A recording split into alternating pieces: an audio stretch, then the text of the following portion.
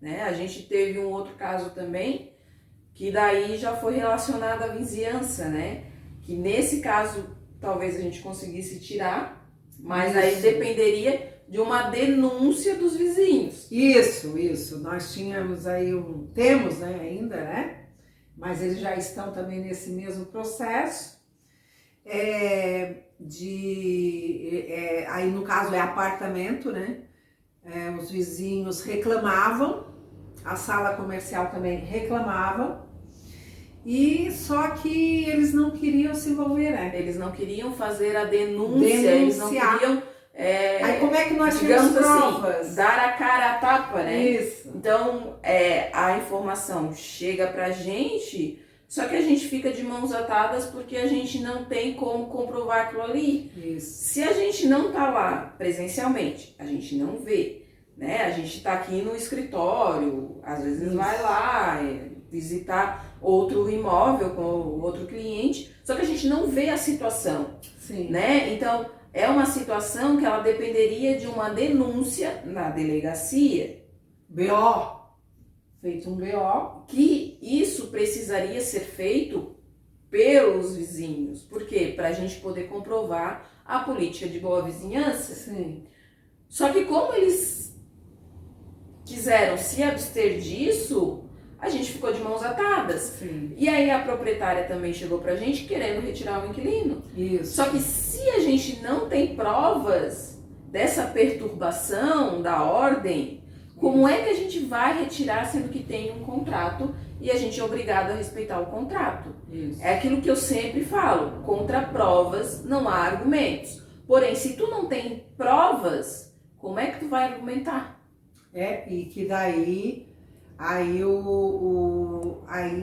se caso nós não temos prova para poder argumentar com este inquilino ele pode ir, né, colocar uma ação, ir atrás dos direitos dele, né? Uhum. E daí, como a gente não tem prova, isso pode gerar aí uma grande dor de cabeça, né?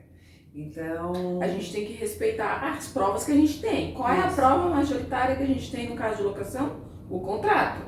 Então, se o contrato diz que a gente precisa respeitar e a lei do inquilinato diz que a gente precisa respeitar, não tem nada que faça com que a gente realmente consiga anular esse contrato, porque a partir do momento que tivesse a denúncia, nós iríamos procurar anular o contrato. Sim, daí seria... Aí seria um caso diferente. Só que a partir do momento que a gente não tem esses indícios, né? Claro que aqui a situação a gente deixou ela um pouco aberta, a gente não entrou muito em detalhes, porque também não vem ao caso. Mas é só para ficar nítido que se tiver algo externo que consiga anular aquele contrato, é diferente, já não vai entrar nessa questão de denúncia cheia, denúncia vazia. Isso, daí aí não, é outro envolve. procedimento. É outro procedimento, sim.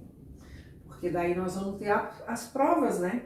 As provas necessárias para a gente estar anulando o contrato. Anulando o contrato. E aí entra numa anulação do contrato, é diferente. Né? Que eu não sei nem se o nome é esse, eu tô metida aqui na situação, porque, na verdade, eu sou engenheira química, eu tô aqui metida porque na situação. Quando as partes não respeitam o devido contrato, se eles não estão cumprindo os seus deveres e obrigações, aí cabe a nulidade do contrato, sim, nesse caso, né? Eu já morei num edifício que tinha umas meninas que elas só trabalhavam de noite, né? Só que teve um dia lá, deixaram cigarro, talvez, né? No hall de entrada, pegou fogo naquele apartamento. Então, na mesma hora que a gente teve essa prova, envolveu com o bombeiro, tudo, né? Foi uma gritaçada naquele prédio. As crianças eram até pequenas na época, né? Já faz tempo isso.